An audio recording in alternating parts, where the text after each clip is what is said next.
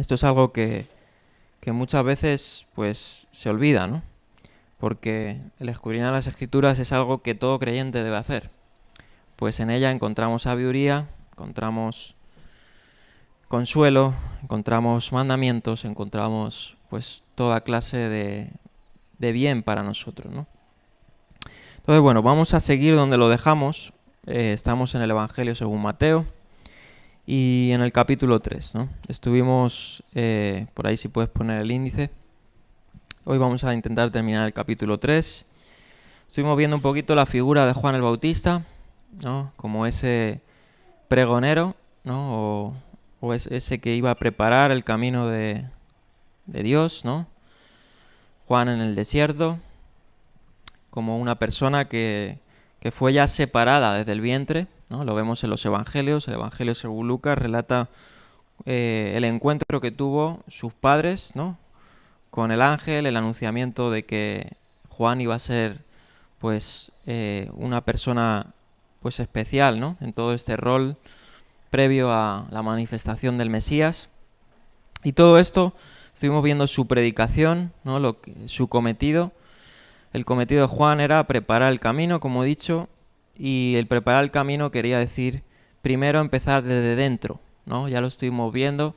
El reino de los cielos se comienza en nosotros, ¿no? El mismo Yeshua dijo: entre vosotros está el reino de los cielos, el reino de Dios, ¿no? Y lo que vino a hacer Yeshua fue a transformar los corazones de las personas, volverse hacia Dios, ¿no? Y eso es lo que Juan, el cometido de Juan tenía, ¿no? Estuvimos viendo que fue separado desde el vientre y comenzando ya, por decir así, ya previo al ministerio de Yeshua, que es hoy lo que vamos a ver, el bautismo de Jesús, ¿no? Él se separa, ¿no? Se separa y bautizaba en el Jordán, ¿no? Estuvimos viendo un poquito sobre el bautismo, estuvimos viendo un poquito sobre lo que predicaba el reino de Dios, ¿no? Que se había acercado. Y vamos a retomar entonces donde lo dejamos. Estuvimos viendo que muchos iban al bautismo de Juan, ¿no? Dice los evangelios, lo dice el propio Josefo también. Y no solo muchos, sino una gran multitud de muchas regiones, ¿no? Del este del Jordán, del oeste, incluso de Galilea, porque vamos a ver que Jesús venía de Galilea, ¿no? Al encuentro de Juan, y otros discípulos, ¿no? También de Galilea. Entonces vamos a ver cómo inclusive hasta los fariseos, dice, los saduceos se acercaron a Juan, ¿no? Sabemos que muchas veces iban con un motivo desafiante, ¿no? O para ver qué ocurría, ¿no? Ya estuvimos viendo también las expectativas que había mesiánicas, ¿no? De todos los sucesos que habían estado pasando en Israel, ¿no? Ya sabemos que Israel estuvo en cautiverio, regresó a la tierra, pero ahí no se quedó la cosa. En vez de ir a bien, pues parece ser que no siguieron el camino que Dios le había trazado, ¿no? Y Yeshua aparece en el momento exacto, ¿no? Como dice Pablo y dicen los evangelios. Entonces era un tiempo en el que había mucha expectativa mesiánica por todo lo que estaba ocurriendo con la nación de Israel, ¿no? Estaban bajo el imperio romano, estaban siendo subyugados por tiranos. Ya estuvimos viendo Herodes el Grande, la figura de Herodes el Grande, la descendencia de Herodes el Grande, la tetrarquía de todos sus hijos que eran similares a ellos, ¿no? Y el pueblo de Israel estaba viviendo en escasez, ¿no? Espiritual, inclusive también física. Los que tenían más poder eran los corruptos. Estuvimos viendo también un poquito la figura de los fariseos, de los saduceos, ¿no? Un poquito sus creencias. Eso era el régimen religioso que estaba imperante en los tiempos de Yeshua, ¿no? Y a pesar de que, bueno, muchos de ellos, no es que, o algunos de ellos, más que hablar de los muchos, no estaban tan separados de la verdad, como decía Yeshua, ¿no? Yeshua dijo, bueno, ¿qué le dijo a Nicodemo? No estás lejos del reino de Dios, ¿no? Algunos tenían pues ese camino ya en su corazón, eran hombres que buscaban a Dios sinceramente, pero otros lo único que buscaban eran sus propios placeres, beneficios, estatus, ¿no? Como vimos y como vemos luego en Hechos de los Apóstoles, ¿no? También con Pablo luchando con todos en Jerusalén, con todos los sacerdotes y Sanedrín, etcétera, ¿no? Y bueno, pues un poquito los que estuvimos viendo. Entonces vamos a releer el versículo 8 y 9 para comentar algunos detalles.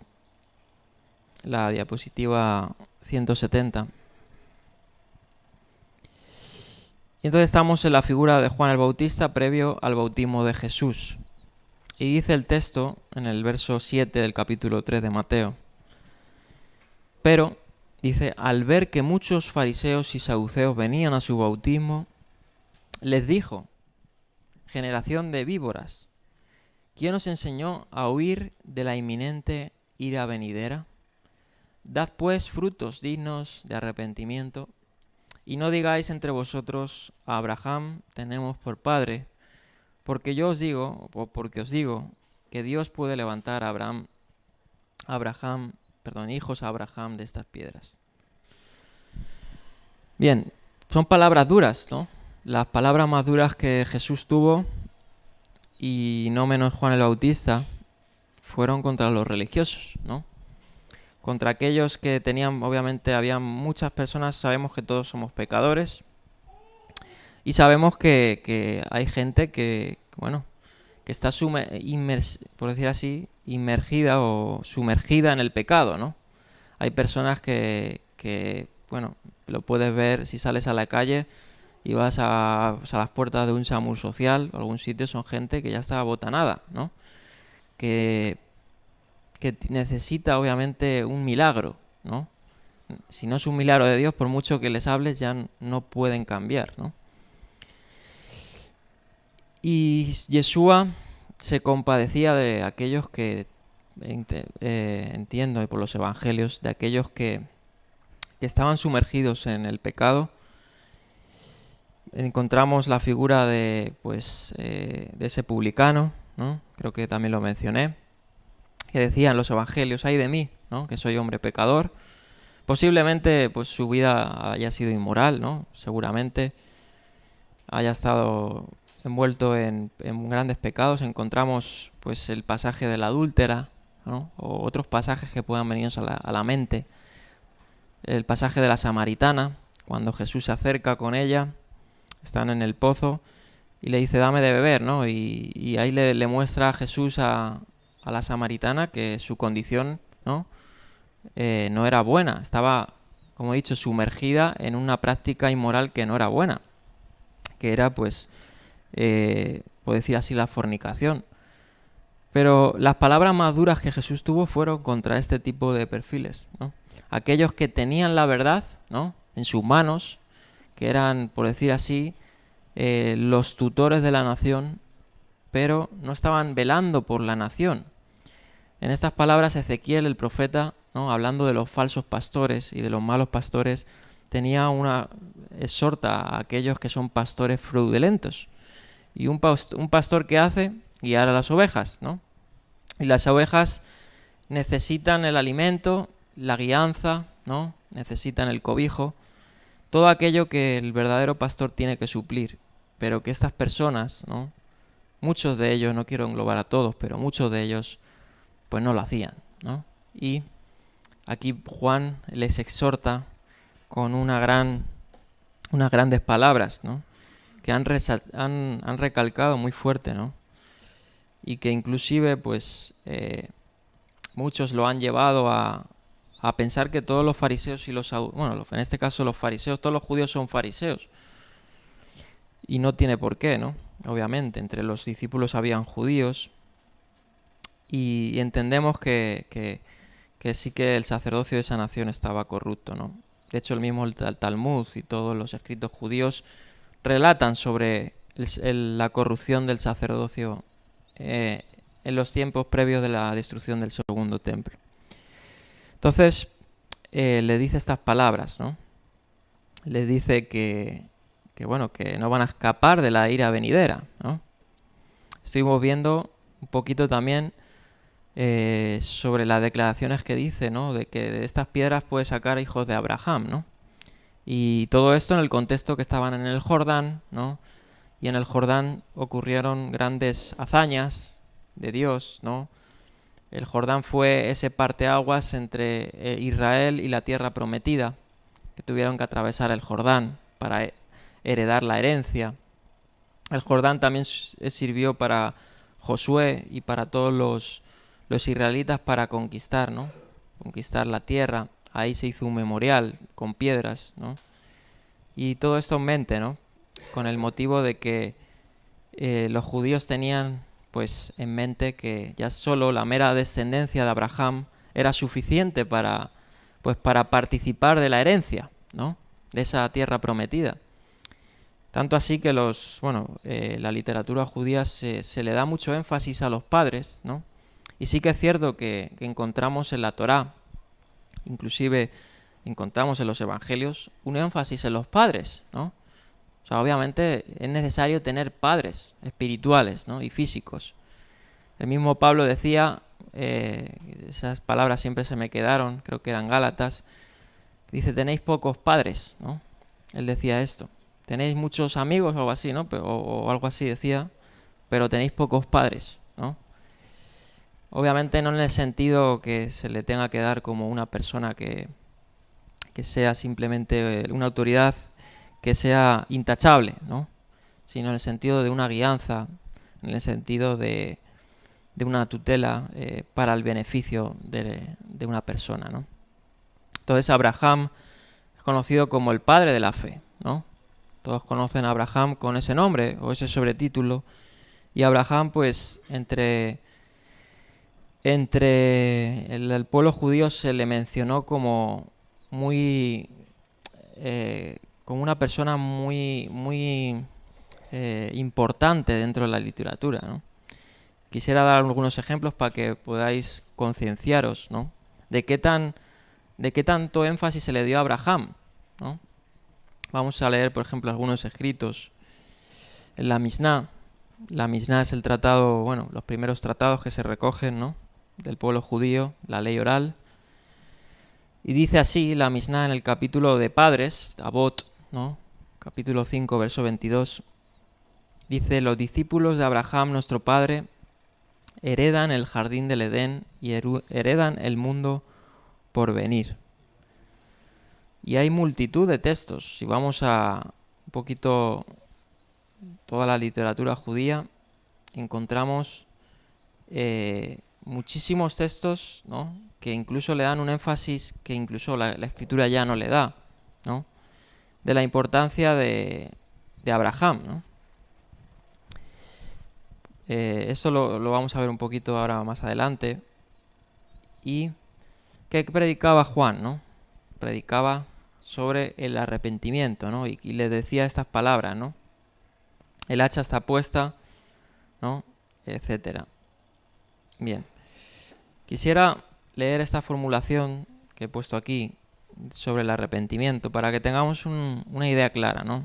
Yo sé que muchos de nosotros ya sabemos qué es el arrepentimiento, no tengo que repetirlo, pero vamos a leer esta formulación, ¿no? De lo que conlleva el arrepentimiento. Eso es la diapositiva 175. Y está sintetizada, podemos decirlo, en 10 puntos, ¿no? Me gustó esto de la teología sistemática de Garrett, que dice lo siguiente sobre el arrepentimiento. Dice, la idea más básica del arrepentimiento parece ser volverse del pecado hacia Dios. Esto era especialmente cierto en el uso del hebreo suf, ¿no? De donde viene la palabra teshuvah. Teshuvah quiere decir volverse a Dios, ¿no? Y esto era lo que predicaban una vez tras otra los profetas del Antiguo Testamento. Ellos profetizaban, ¿no? Pero con el único propósito, muchas veces, de exhortar a la nación y de llevarlas al arrepentimiento, ¿no? Por eso el papel de Juan es el papel del profeta, ¿no? Juan el Bautista es un símil, estuvimos hablando del profeta Elías, que también hizo esto, ¿no? El profeta Elías fue una persona que enfatizaba en esto también, ¿no? Y todos los profetas. Pero Elías como la figura característica, ¿no? A quien se le atribuye la figura de la profecía, ¿no? Encontramos luego más adelante la transfiguración y quienes están a su diestra, ¿no? Mosé como símbolo de la ley y Elías como símbolo de la profecía, ¿no? Sin embargo, a Juan se le llama como el mayor entre los profetas, ¿no? Y es porque es el que prepara el camino para el Mesías, ¿no? Bien, y sigue diciendo, aunque fue también central en los llamados el arrepentimiento formulados por Juan el Bautista, Jesús y los apóstoles. Dice, y esto es interesante, la tristeza por el pecado es probablemente un ingrediente esencial del verdadero arrepentimiento, pero no es la esencia del arrepentimiento. Puede ser el pórtico, tal como lo sugirió Jeremy Taylor, pero no la sala central. El remordimiento o pesar por el pecado, como en el caso de Judas Iscariote, ¿no? Encontramos en Judas Iscariote que él tuvo un remordimiento, no una tristeza, pero no se arrepintió. Porque si se hubiera arrepentido, no hubiera habido perdón para una persona arrepentida, lo hubiera habido. Pero el remordimiento, ¿no? Como dice, me gusta ese lema que está ahí, no es la sala central, es el pórtico, ¿no? Es lo que te lleva luego más tarde a tomar la decisión, ¿no? Y ya entraríamos en debate si el arrepentimiento es humano o por decir así, sale de ti, ¿no? O viene de Dios, ¿no? Y eso también, pues está el debate, ¿no? Pero el remordimiento no es lo mismo que un arrepentimiento, ¿no? Un arrepentimiento es totalmente, pues abandonar tus prácticas, ¿no? Y volverte hacia Dios, ¿no? Reconocer que has pecado, reconocer que has errado, ¿no? Y sigue diciendo, no es el equivalente del arrepentimiento verdadero. Pablo reconoció la diferencia entre tristeza, el término lupe en griego, y experimentar remordimiento, que es metamelomai, por un lado, y el verdadero arrepentimiento, metanoia, por el otro. Tercer punto, el arrepentimiento, especialmente los usos del Nuevo Testamento, trae aparejado en el arrepentimiento una nueva mente, ¿no? Y eso es lo que yo comentaba del término metanoia, ¿no? Porque sí que es cierto que hay varias palabras en hebreo para hablar de arrepentimiento o que se traducen como arrepentimiento. Puede ser una naham o suf, ¿no? Suf es el que más se emplea por los profetas, ¿no? Pero en el Nuevo Testamento se utiliza equivalente el término metanoia, ¿no? Que es el cambiar, el tener una nueva mente. Y podemos decir que estas dos palabras lo que conllevan son equivalentes, ¿no? Porque encontramos que si no hay una nueva mente en ti, ¿no? Como dice el profeta Ezequiel, pondré dentro de vosotros, ¿no? Un espíritu nuevo y cambiaré vuestro corazón, ¿no? Etcétera, ¿no? Y vuestros pensamientos, también dicen los profetas, ¿no? Entonces, eso es lo que antecede al arrepentimiento, al volverse a Dios, ¿no? A la palabra suf o teshuva.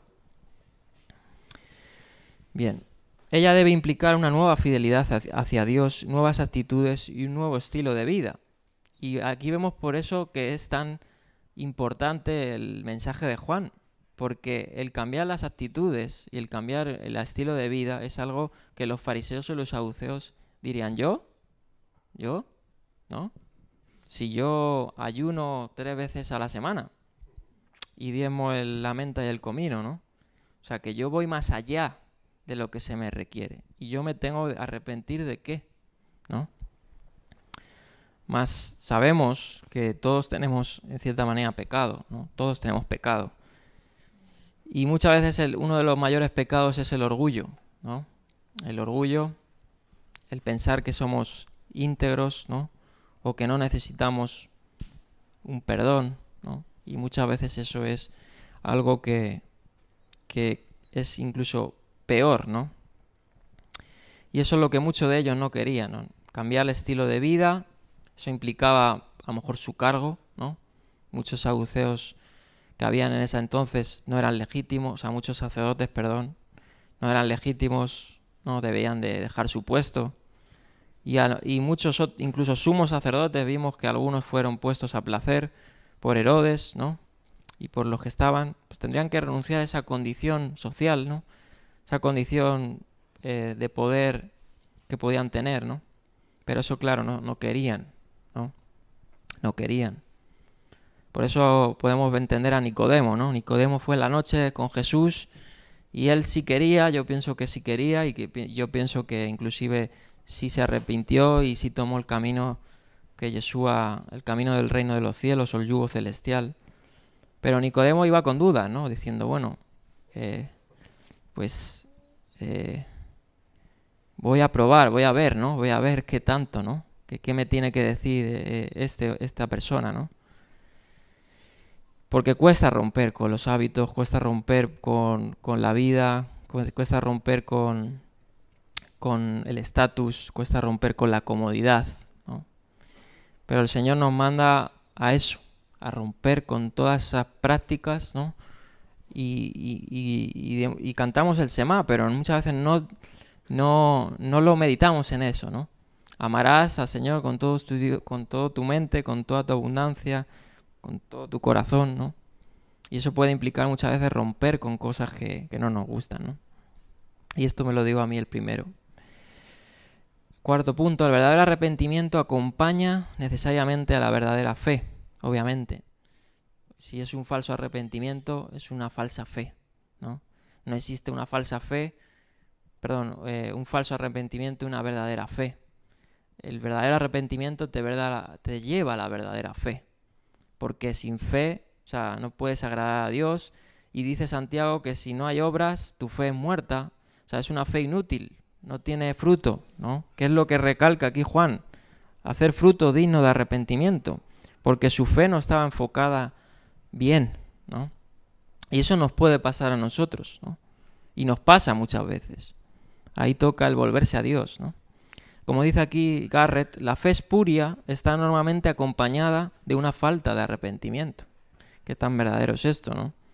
Cuando una persona la vemos que no cambia su conducta, ¿no? Eso lo único que le lleva es a la destrucción, ¿no? Le lleva a caminos tortuosos, ¿no? Le lleva a caminos paralelos, pero no le lleva al camino celestial, ¿no? A ese reino de los cielos. El verdadero arrepentimiento puede servir como un antídoto contra la gracia barata y la credulidad facilista, como decía Dietrich Bonhoeffer, ¿no? Él hablaba de la gracia barata, la gracia que una persona abraza y se piensa que puede ya vivir su vida sin temor, ¿no? ¿Qué dice Yeshua? Bueno, ¿qué dicen los apóstoles? Dice, sirviendo al Señor con todo temor y reverencia, ¿no? Guardaos irreprensiblemente hasta la venida de nuestro Señor Jesucristo. Entonces, bien hizo, ¿no? Bonhoeffer en denunciar esto, porque muchos anidaron y a día de hoy lo vemos en estos evangelios de la prosperidad, ¿no? Y estas formas que te hacen ver o te dicen que simplemente por ser creyente ya eres un hijo, ¿no? Que si eres un hijo de Dios ya eres heredero de todas las cosas, ¿no? Y que sí, que obviamente, pero no te cuentan toda la película, ¿no? Que eso requiere, obviamente, el dar fruto. Si no damos fruto, ¿no? Y no solo fruto tenemos que dar fruto y revisar nuestra vida si verdaderamente estamos siguiendo dando fruto, porque esto no es un árbol que da un fruto, cosechas y disfruta la naranja, disfruta la pera, ¿no? Pero ya se queda estéril, ¿no?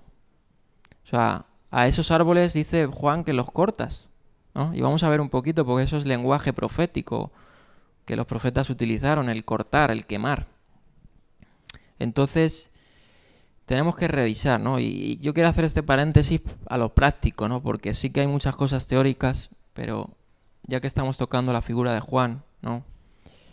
Pues que su mensaje era de bautismo para arrepentimiento, ¿no? Pues me gustó el comentar esto, ¿no? Que también es práctico.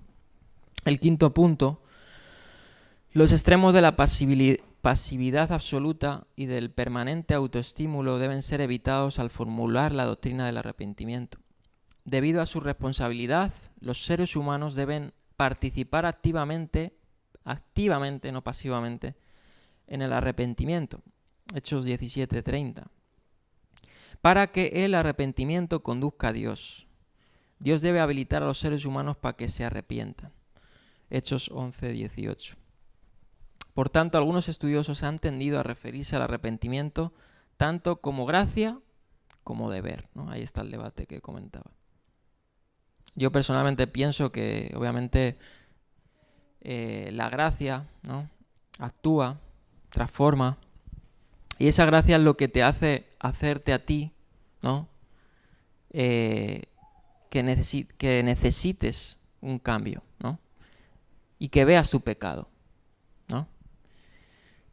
Porque esa gracia es lo que te apunta, ¿no? La gracia no es simplemente perdón, la gracia es lo que te apunta y te ve la pecaminosidad. La gracia es lo que te dice cuán sucio estás, ¿no?, comparado a la santidad. Pero la gracia te tiende la mano, ¿no?, y te dice, reconoce, pero yo te otorgo esto, ¿no?, este perdón, este arrepentimiento, ¿no? Bien, seguimos. El arrepentimiento, especialmente tal como está establecido en Lucas y Hechos, es una condición esencial del perdón o remisión de los pecados y conduce al mismo, ¿no? Eso ya pues tiene un desarrollo que no voy a entrar. Séptimo punto. A pesar de que la mayoría de los usos del Nuevo Testamento de arrepentirse y arrepentimiento pueden representar el arrepentimiento en cuanto a una condición de la conversión a Dios o a Jesucristo, en las cartas a las iglesias en Apocalipsis son los cristianos profesantes quienes son llamados a arrepentirse. O sea, no solo es aquel que es ajeno, ¿no? También entendemos por el testimonio que el arrepentimiento también lo tenemos que practicar nosotros, ¿no? No es probable que adoptemos el estricto parámetro de Hermas, el pastor de Hermas, que tuvo, en el arrepentimiento, como algunos dicen que el arrepentimiento es una vez y para siempre, ¿no? Pero entendemos que, podemos caer, ¿no? La cuestión está en si volvemos, ¿no?, una vez caídos, a seguir practicándolo, ¿no? Ahí ya es cuando debemos de cuestionarnos, ¿no? Pero Apocalipsis, ¿no?, habla a las iglesias que se arrepienten, ¿no? Y las iglesias obviamente son un círculo de creyentes, no son círculo de no creyentes. Pero bueno, ya si entramos al desarrollo de las iglesias, ¿no?, de las iglesias en Apocalipsis, encontraremos que muchas de ellas pues eran algunas, ¿no?, otras no, otras eran virtuosas, pero muchas de ellas su fe no estaba bien enfocada, ¿no? Bueno, sigo. Octavo punto. A pesar de que la iglesia medieval pudo haber sido excesiva en su institucionalización del arrepentimiento en cuanto sacramento de penitencia, hace falta ciertamente un espacio para la confesión del pecado, ¿no? Esto se llevó, obviamente, la iglesia católica medieval al sentido de las penitencias, ¿no?, de lamentarse incluso físicamente, ¿no?, afligirse físicamente por el pecado, ¿no? Obviamente tiene que haber un dolor, ¿no? Porque un dolor, cuando tú eres consciente de que has atentado contra la santidad de Dios, ¿no? Eso le pasó a Martín Lutero, ¿no? Martín Lutero leyó, él practicaba la penitencia, ¿no? Pues era un monje agustino, y cuando él entendió lo que es la gracia, ¿no?, él entendió que simplemente se le otorgaba, ¿no? Se le otorgaba el arrepentimiento, se le otorgaba el perdón, se le otorgaba pues una nueva vida, ¿no? Pero que no era por simplemente el hecho de esfuerzos, ¿no?, sino que era divino, ¿no? Era algo que Dios daba, ¿no?, como regalo. Tiene que haber un dolor, obviamente, ¿no?, en la persona por haber pecado, y debe de confesarlo. Si no confesamos nuestros pecados, ¿no?, dice la Escritura que no hay perdón, ¿no? Aunque Dios ya lo sabe. Ahora está la pregunta, ¿por qué, si Dios sabe que hemos pecado, por qué es necesario confesar nuestros pecados, ¿no? Pero se nos requiere el confesar nuestros pecados, ¿no? ¿Por qué? Porque el hombre puede entender mal la gracia, como he dicho, la gracia barata. Y Dios quiere hacer ver en nuestra confesión, con nuestros labios y nuestro corazón, que reconocemos que hemos errado, ¿no?, y que reconocemos obviamente en la confesión que ese error lo vamos a reparar. Es decir, vamos a darnos la vuelta y vamos a irnos a Dios, o vamos a cambiar la forma de pensar, ¿no? Bien, vamos a terminar con los 2 puntos y ya entramos. El arrepentimiento genuino ha caracterizado usualmente a los movimientos de renovación espiritual, y eso es tan verdadero, ¿no? Siempre ha pasado esto. ¿Qué pasó? Y ya no me voy a ir a la historia, a todos los despertares que ha habido, ¿no? Que podría comentarlos. Pero yo me voy a la escritura. Cuando regresan los judíos de Babilonia, regresan a la tierra de Judá, ¿no? A Israel. Lo primero que hacen es arrepentirse. Lo encontramos en la declaración de Daniel. Bueno, Daniel en Babilonia, ¿no? Pero lo encontramos en la declaración, perdón, de Esdras, de Nehemías, ¿no? Que ellos toman el papel, ¿no? En situación colectiva, ¿no? Como pueblo. Pero ya va más fuera del pueblo, va dentro de cada uno, ¿no? Pero después de eso, obviamente, hubo una restauración, ¿no? Podemos decir un avivamiento. Pero entendemos que luego, pues, el pueblo no se arrepintió. Por eso el arrepentimiento tiene que ser activo, ¿no? Y lo contrario, la falta de arrepentimiento manifiesta ampliamente y puede constituir la clara evidencia de que no ha habido un despertar espiritual importante, ¿no? Y finalizamos el último punto dice, el verdadero arrepentimiento es la ocasión para el gozo celestial y conduce a la vida. Obviamente el arrepentirnos nos trae los beneficios, ¿no? De la vida. Bien. Vamos a hacer aquí voy a leer este comentario de Craig Keener, me gustó, de la misión de Juan. Un poco en el contexto judío, ¿no? Para los judíos, pues eran los que estaban ellos escuchando. Ahí está. Y dentro del judaísmo, pues sí que obviamente no todos eran malos, no todos, muchos de ellos, y ya sí, esto sería ya citar un poquito a la literatura judía post-evangelio, ¿no? O sea, más tardía, pero para que nos hagamos un poco de cuenta, ¿no? Porque muchos de ellos, obviamente, sí, una gran mayoría, muchísimo, hablaban de que era necesario el arrepentimiento, ¿no? Y lo es, ¿no? De hecho, el Yom HaKippurim, ¿no? El día de la expiación, era el arrepentimiento o el perdón, ¿no? Pero estaban esos días, ¿no? Que se conocen como los días de arrepentimiento, ¿no? En la nación judía. Y en esos días, pues el pueblo se volvía hacia Dios, ¿no? Trataba de reconocer su pecado. Y ellos reconocían, ¿no? Pues que todos tenían pecado, ¿no? A pesar de que inclusive los más grandes sabios o rabinos pudieran, pues, ser tan intachables de la Torá, también ellos necesitaban el arrepentimiento, ¿no? Tanto así que una de las bendiciones de la Amidá, ¿no? La Amidá es la oración una de las oraciones más antiguas que se hacían en la sinagoga, ¿no? Inclusive en el primer siglo se hacían porque esto fue algo que fue anterior a la literatura ya puesta como la Misná. El quinto punto de la Amidá era sobre el arrepentimiento, sobre la Teshuvá. Y esta bendición decía lo siguiente: haznos retornar, nuestro Padre, a tu Torá, y aproxímanos a nuestro Rey, a tu servicio, y haznos volver en perfecto arrepentimiento ante ti. Bendito eres tú, el Eterno, que desea el arrepentimiento, ¿no? Entonces, esto se practicaba en la sinagoga, ¿no? En la liturgia se recitaba, ¿no? Ahora, ¿de qué se tenían que arrepentir, no? Muchos de ellos, pues, quizá no, en esa época, como he dicho, no veían su pecado, ¿no?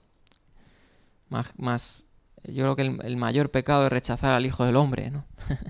Pero en esos entonces había falta de amor, había muchas cosas que debían de arrepentirse, ¿no? Bien. Bueno, ya he hablado del arrepentimiento, vamos a pasar. Del bautismo ya estuvimos hablando.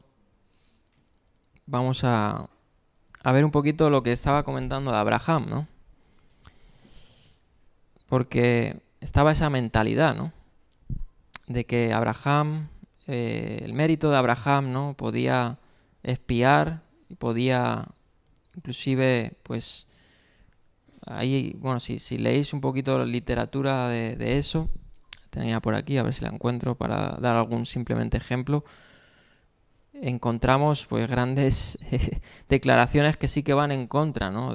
Incluso de la Biblia, que por los méritos de Abraham, por ejemplo, no tengo aquí, tengo tantos apuntes que no los encuentro, pero por ejemplo, tengo uno a la mente de un Midrash, creo que es, que decían, eso obviamente es más tardío, ¿no?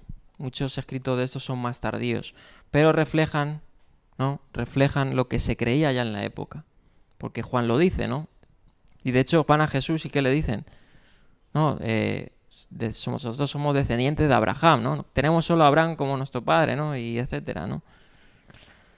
Y había ahí más tardío, obviamente, como digo, pero se relata en ese relato, y me hizo gracia, y entre otros muchos más, pues hay cientos, ¿no? Cientos de relatos. Pero ese decía, ¿no? Cuando Mosé fue al Sinaí, le fue a Dios, ¿no? Y vieron el pecado del becerro de oro. Entonces Mosé empezó a clamar a Dios, ¿no? Dice el Midrash este. Y Dios no perdonaba, ¿no? No perdonaba. Hasta que dice que al 39 día o por ahí, Moisés aludió a los padres, a los méritos de los padres, ¿no? Abraham. Y ahí sí dice que Dios escuchó y Dios perdonó sus pecados porque Abraham, bueno,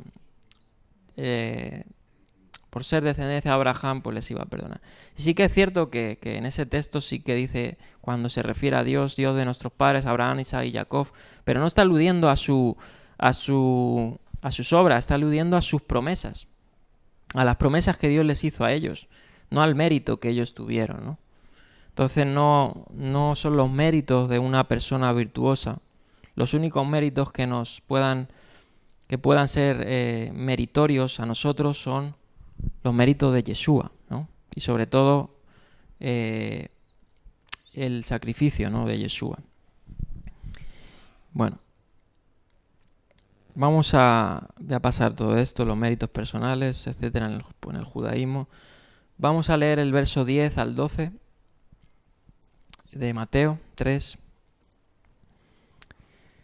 Y dice así: y ya está puesta el hacha a la raíz de los árboles, de modo que todo árbol que no da buen fruto es cortado y echado al fuego. Yo ciertamente os bautizo con agua para arrepentimiento. Ahí vemos el cometido. Pero el que viene después de mí es más poderoso que yo, cuyas sandalias no soy digno de llevar.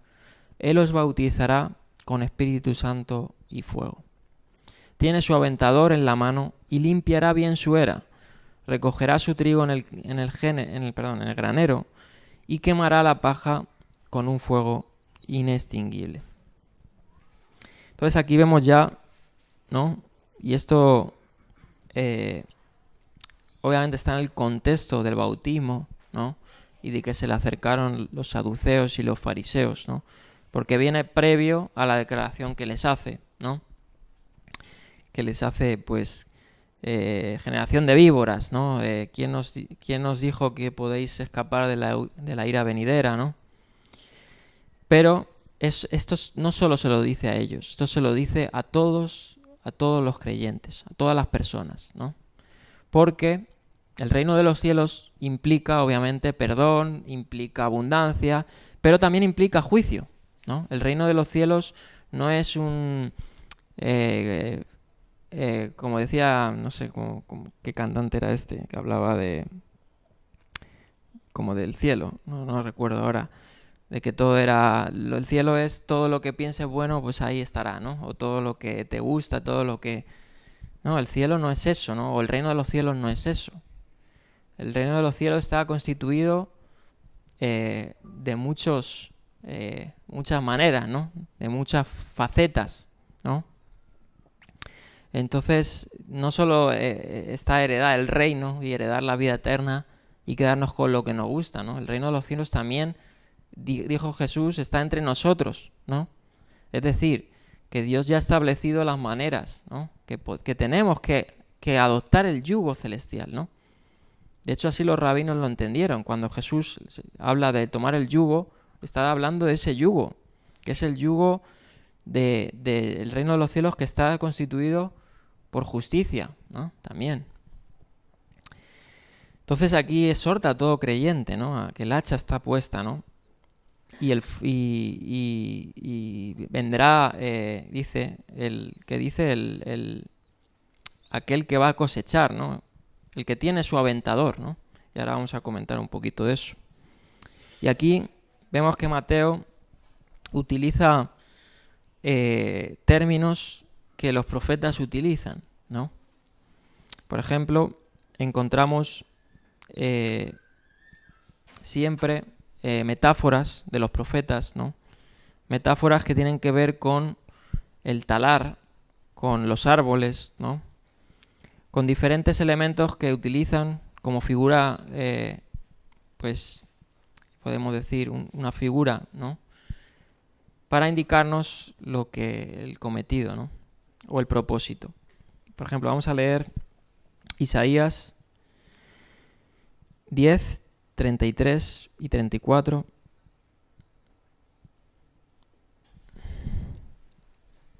¿Qué dice Isaías 10, 33? Dice, y esto está hablando obviamente a las naciones, ¿no? El contexto. Mirad el soberano Hashem Sebaot, Adonai Sebaot, descuaja el ramaje con violencia, los más altos son talados, aquí está esta figura que toma Ola. Unos tenían una higuera plantada en su viña y fue a buscar fruto en ella, y no lo halló. Y dijo al viñador, mira, hace 3 años que busco fruto en esta higuera y no lo hallo. ¿Qué dice? Córtala. Ahí está, ¿no? Aquí ya te está diciendo que obviamente se entiende, ¿no?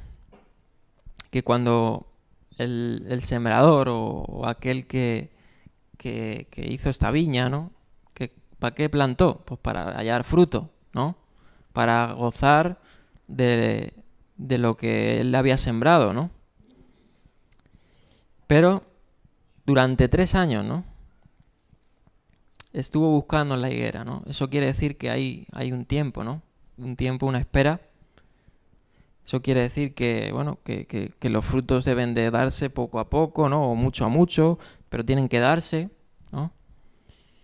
Pero si no hay fruto, lo único que queda es el juicio, ¿no? El cortar la rama, cortar la higuera. Dice, ¿para qué inutiliza también la tierra? Él entonces respondiendo, le dice, Señor, déjala aún este año hasta que cabe a su alrededor y le eche abono. Y si da fruto en lo futuro, y si no, la cortarás. Entonces encontramos este lenguaje, ¿no? que aquí utiliza Juan el Bautista, ¿no? Y luego habla de cortar, ¿no? Y echarlo al fuego. Obviamente el fuego tiene muchas simbologías, ¿no? Y el fuego produce, aparte de otorgarte calor, ¿no? De dar luz, ¿no? Tiene otros atributos. El fuego obviamente consume, ¿no? O sea, cuando una persona comete un crimen, ¿no? Lo primero que hace, que en las películas pasa eso, ¿no? Que se llevan el coche, tienen el cadáver ahí y que le echan gasolina y fuego, ¿no? Para borrar toda evidencia, ¿no? Pues eso hará el Señor con nosotros. Bueno, con nosotros. Con aquellos, quiera Dios que no, pero con aquellos que no se arrepientan, que no crean el Evangelio, ¿no? Se borre toda evidencia, ¿no? El fuego es un símbolo del juicio. Pero para los creyentes, para nosotros ahora sí, el fuego nos purificará, ¿no? Y vamos a ver un poquito lo que comenta, ¿no? Porque habla que viene el poderoso, el más poderoso, ¿no? Detrás mía. Él lo bautizará. Y capítulo 4, verso 1. Y dice Malaquías, pero ¿quién pondrá ¿quién podrá? Malhechores serán rastrojos. El día que vienen los quemará, dice el Señor de los ejércitos, de modo que no les dejará ni raíz ni rama. Y dice, las palabras día, fuego, raíz y rama coinciden con la proclamación de Juan. Él proclama estas palabras. Veremos que la condena de Juan al divorcio de Herodes y su aventura con su cuñada Herodías también coincide con el mensaje, ¿no? En Apocalipsis vemos ese juicio, ¿no? Donde contra los malvados, para liberar a los justos, ¿no? Pero muchos esperaban el juicio sobre otros pueblos y sobre los más malvados de Israel. El desafío de Juan a la seguridad en sí mismo, religiosa y étnica, recuerda al de alguno de sus predecesores bíblicos.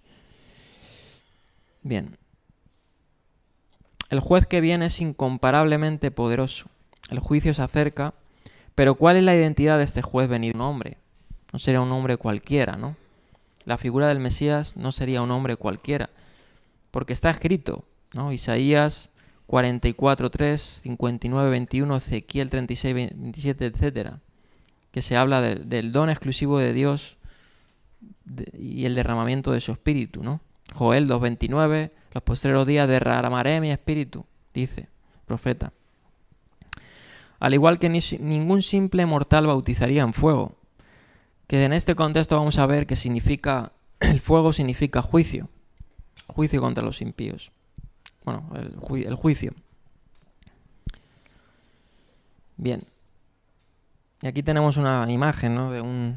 de la figura que hace Juan, ¿no? De esa hacha puesta en la rama, ¿no? En la raíz.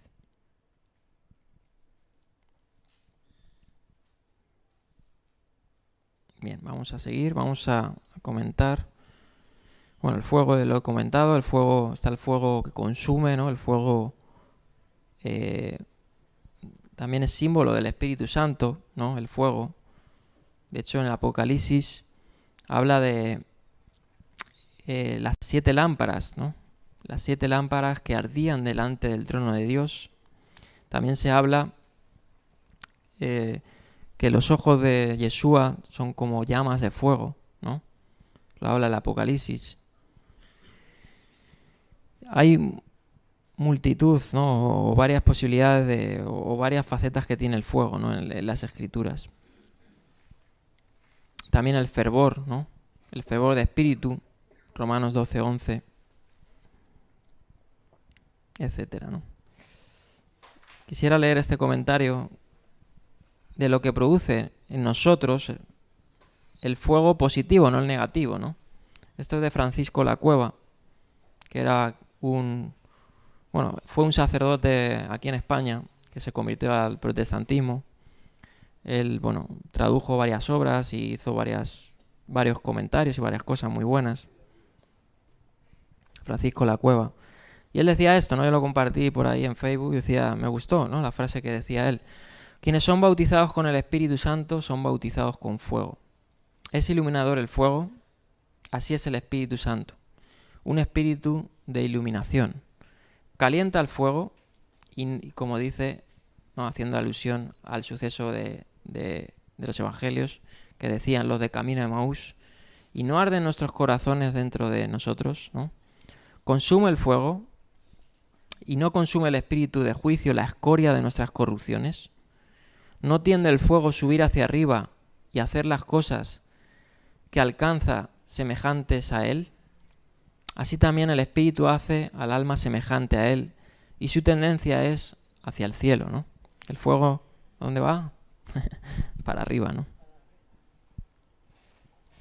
Me gustó esa declaración. Bien.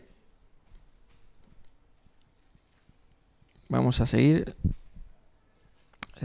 La 194. Y dice que viene el aventador, ¿no? Aquí tenemos una imagen de esto es lo que se conocía, ¿no? Lo que hacían, que era aquellos que estaban con las cosechas, con todo con el trigo, ¿no? Con todos estos cereales. Aventaban, ¿no? Estos cereales, estos elementos, ¿no? Y lanzaban al aire, ¿no?, la paja y el trigo cosechado. Y el viento separaba, ¿no?, separaba la paja y permitía que el trigo más pesado caiga en el trillo, ¿no? Así el Señor es lo que va a hacer. Él va a aventar, ¿no?, espiritualmente y físicamente a toda persona, ¿no? Pero ahí la sustancia, ¿no?, lo que va a contar es, pues, si dentro de nosotros hay fruto o no hay fruto, ¿no? Por eso lo que no había fruto es hollado, ¿no?, es echado al fuego. Se lo lleva el viento. Como dice ahí, el juez escatológico recogerá su trigo en el granero, donde estará protegido de los elementos y de los depredadores, y no así la paja, ¿no? La paja la quemará con fuego inextinguible, el fuego insaciable, que, si os fijáis, el profeta Isaías acaba con este versículo, todo su compendio, ¿no? Son 66 capítulos y el último versículo del profeta Isaías es este, Isaías 66, 24. Y saldrán y mirarán los cadáveres de los hombres que se rebelaron contra mí. Su gusano no morirá, ni su fuego se extinguirá, y será el horror de todos los mortales, ¿no? Y eso que previamente Isaías está hablando de la salvación, de la restauración, ¿no? Encontramos que a partir de aproximadamente el 50 en adelante son promesas, son cosas que el Mesías va a hacer, son muchas profecías de restauración, ¿no? Pero termina Isaías hablando de restauración, pero termina haciendo una exhortación de juicio, ¿no? Aludiendo a ese fuego, ¿no?, que va a extinguir y no se va a apagar, ¿no? Bien. Vamos a seguir. Y ahora vamos a pasar al bautismo de Jesús, que no nos va a dar tiempo. Apenas hemos comentado 2 versículos. Vamos a hacer una introducción porque aquí sí que ha habido mucho comentario dentro de los comentaristas, ¿no? Porque qué necesidad, ¿no?, hay de un bautismo, en este caso de Jesús, ¿no? Aparte de que Jesús lo dice, ¿no?, porque Juan no quería, lo vamos a leer. Pero sabemos que Jesús, ¿no?, Dios, tenía un propósito en todo esto. Si no, no hubiera quedado registrado, no se hubiera cometido, ¿no? Como ahí tengo, aunque Jesús no necesita el bautismo de Juan, él era el dador del verdadero bautismo, ¿no?, que lo hemos leído. Él los bautizará con Espíritu Santo y con fuego. Sin embargo, se sometió a él para cumplir el plan o el decreto divino, ¿no? En una cultura mediterránea tradicional en la que la sociedad hace hincapié en el honor y la vergüenza, Jesús hace totalmente lo contrario, ¿no? Renuncia al honor que le corresponde para abrazar la vergüenza ajena, ¿no? Él dice, Filipenses, el apóstol Pablo dice que él se rebajó hasta lo sumo, ¿no? Es decir, que se hizo siendo, pues, Dios, ¿no? Como dice en otra parte, la plenitud de Dios, ¿no? Se rebajó, ¿no? Se rebajó y pasó por todos los atisbos, ¿no?, que tenga que pasar el hombre para que se identifique, ¿no?, con el hombre, para que cargue su culpa, para que cargue su aflicción, ¿no? Y esto es un gesto, ¿no?, obviamente simplemente notorio, ¿no?, y nos habla de la humildad que tiene el propio Dios, ¿no? Dios es humilde, ¿no? Por eso a Dios le encanta ensalzar a los humildes, porque ¿qué misterio hubiera tenido haber nacido en un pesebre, siendo el rey, ¿no?, el rey de todos los reinos, y nació en un pesebre, como vimos, ¿no?, en un albergue, ¿no? Miriam y José se hospedaron, ¿no?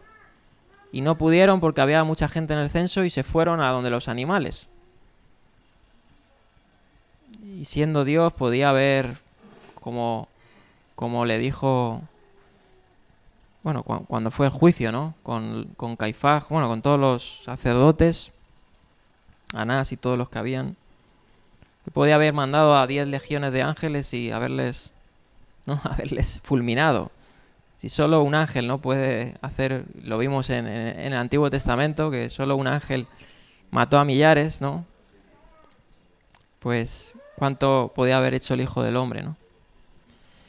Entonces, esto solo nos habla, obviamente, para que se cumpliese la voluntad de Dios expresada, ¿no? En su ejemplo y en su forma de conducirse, ¿no?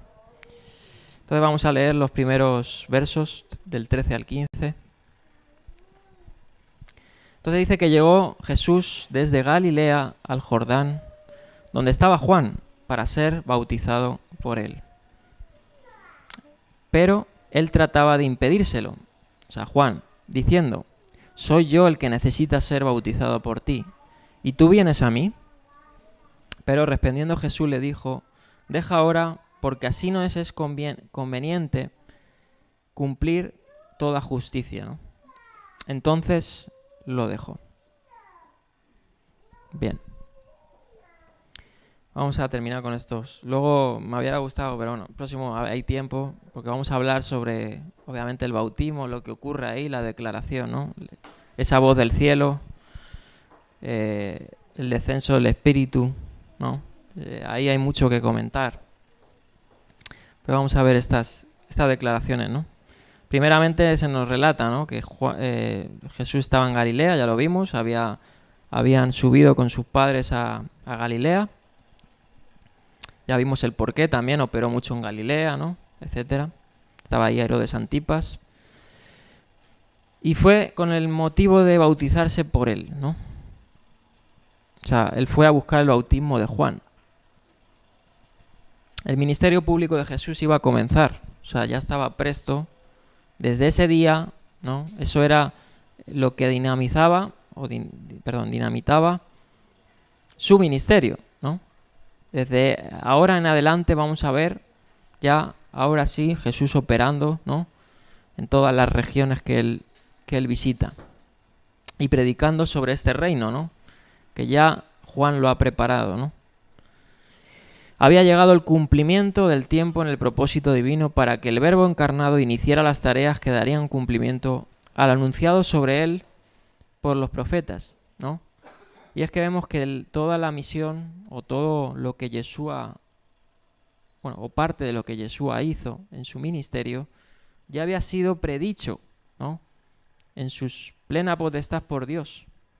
Dios ya había dictado el cumplimiento de cada profecía, ¿no? En la obra de Yeshua. Dice aquí, la fecha del acontecimiento pudo muy bien haber sido los primeros días del mes de enero.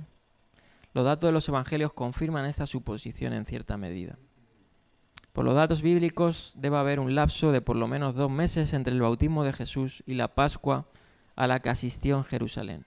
Después del bautismo estuvo 40 días en el desierto y desde allí volvió a la ribera del Jordán donde Juan predicaba. Después, unos 8 días, encontramos en Juan el relato de las bodas de Caná, que es lo primero que se nos relata en el Evangelio de Juan, ¿no? En el ministerio. Y luego Jesús yendo a Capernaum por pocos días. Y luego a Jerusalén. Bien.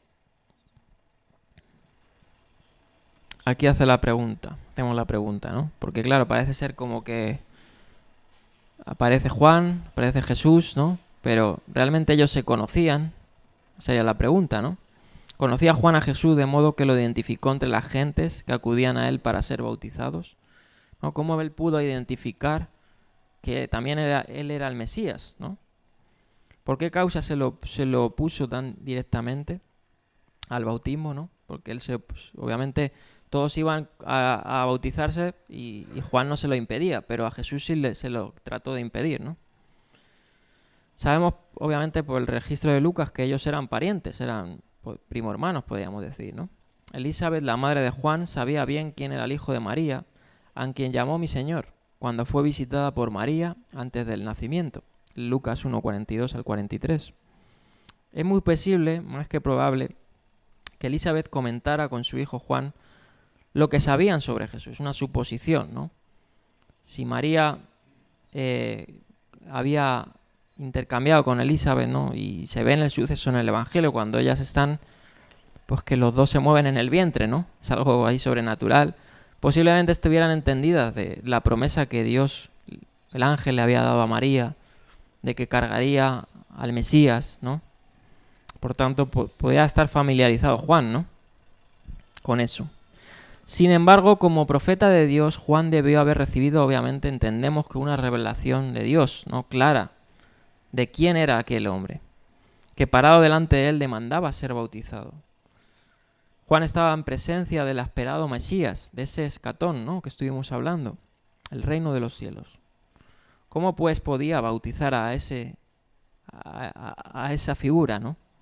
Obviamente, quien se creyera digno de hacerlo sería un necio, ¿no? Ante la presencia de Jesús, Juan era plenamente consciente de que era absoluto indigno al lado de la dignidad del Mesías. En su mente solo había una idea, que era él quien debía de recibir el bautismo de Jesús y no al revés, ¿no? Tanto así que la condición de Juan, que él revela, ¿no? También se ve como pecador, ¿no? Dice que yo no soy ni digno de desatar sus sandalias, ¿no? Y los que se desataban las sandalias en el contexto, puede decir así, del Mediterráneo, eran los siervos, ¿no? Los esclavos, o aquellos que eran de la condición más baja. Es decir, Juan estaba reconociendo que era su condición tan baja que no podía ni hacer esto que hacía un siervo, ¿no? Bien. Vamos a comentar por último el verso 15. Y aquí cabe una reflexión sobre la razón del bautismo de Jesús a la siguiente pregunta: ¿por qué lo hizo? ¿No? Y se han propuesto algunas sugerencias. Vamos a ver algunas de ellas. Una de ellas sostiene que Jesús recibió el bautismo de arrepentimiento, pero claro, el bautismo de Juan era el bautismo de arrepentimiento, pero Jesús no necesitaba arrepentirse de nada, ¿no? Entonces, uno de los motivos sostiene que él recibió este bautismo como representación para identificarse con los pecadores, ¿no? Que ocuparían el lugar de ellos, haciéndose maldición al asumir la maldición del pecado que cada uno portaba. Por tanto, aunque él fuese siempre sin pecado, en grado absoluto, y no necesitaba personalmente el bautismo de arrepentimiento, lo hizo como una señal, ¿no? Como una señal de identificación con todos los pecadores, a los que salvaría por la obra de la cruz. Sin embargo, no debe olvidarse que el ministerio de Cristo tenía que ver con el reino de los cielos, y este tenía una relación muy directa con Israel. Por tanto, aquello que Jesús hacía tenía que ver con el cumplimiento de toda justicia, y eso es lo que significa el reino de los cielos, ¿no? El reino de los cielos, el yugo celestial, aparte que es Masías, y Masías, ¿quién es? El Logos, la palabra, ¿no? La Menrá, la Torá viva, ¿no? Entonces, si él, que él es la palabra, ¿no? Debía de cumplir la palabra, ¿no? Con toda justicia, es decir, aparece ese verbo diakosune, o no me acuerdo cómo se pronuncia, ¿no? Que tiene que ver con eso, ¿no? Entonces, sería una interpretación plausible esta, ¿no? Y otra propuesta relaciona el bautismo con la separación de Jesús para el ministerio mesiánico, ¿no? Como preámbulo, ese parteaguas, además, vaga la redundancia, en el Jordán, donde comienza la conquista, podemos decir, de la tierra, ¿no? La conquista de todos, el ministerio mesiánico, ¿no? Quienes hacen esta propuesta entienden que el reino de los cielos en la tierra tendrá como característica la justicia perdurable. Y eso lo habla el profeta Daniel. El profeta Daniel habla de las 70 semanas que vienen sobre el pueblo de Israel. ¿Con el fin de qué? Para terminar la transgresión, es decir, terminar con el pecado, poner fin al pecado, expiar la iniquidad, y otro atributo que trae este reinado del Hijo del Hombre es traer la justicia perdurable, ¿no? Y sellar la visión y la profecía, y ungir al santo de los santos. Eso está en Daniel 9:24. Entonces, algunos han propuesto esto, ¿no? Para traer la justicia perdurable. Bien, quienes hacen, bueno, esto ya lo he leído. Sin embargo, la consistencia de la proposición es muy débil, por cuanto hay referencia directa que pueden unir los dos aspectos de la justicia. Finalmente, otros indican que Jesús en el bautismo se identificó con el remanente fiel del pueblo, que venía Juan confesando su pecado y mostrando un verdadero arrepentimiento, pero no hay base bíblica para eso. Entonces estas son las propuestas, ¿no? Yo me decanto posiblemente entre la del reino de los cielos, ¿no? Como ejemplo de como dice él, para que se cumpla toda justicia, para que muestre, ¿no?, que vino a cumplir con todos los parámetros uno a uno, ¿no? Y porque el bautismo luego obviamente es una señal, ¿no? Una señal para el pueblo de Dios, o un acto para el pueblo de Dios de lo que ya ha surgido, ¿no?, en el interior, ¿no? Aunque está el debate, ¿no?, si primero viene el bautismo y luego el arrepentimiento, o primero el arrepentimiento y luego el bautismo.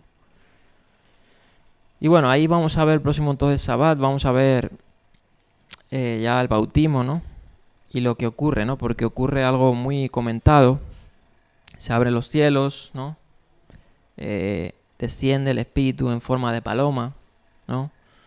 Y hay una declaración que para mí es lo más importante y analizarla. Pero bueno, esto lo analizaremos el próximo sábado. No quiero pasar por rápido esto, que es lo que más le di desarrollo. Entonces lo vamos a dejar aquí, con ese preámbulo al bautismo de Jesús. Ya hemos dado algunas razones, pero tener claro, ¿no? Tener claro que si Jesús se bautizó, no por necesidad. Nosotros necesitamos, obviamente, ser o dar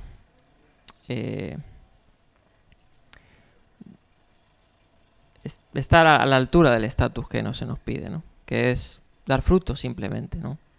Que es producir fruto, ¿no? Producir fruto que es obviamente que en base a la justicia de Dios, ¿no? Entonces, bueno, es un poquito el recogimiento de esto. Vamos a dejarlo aquí.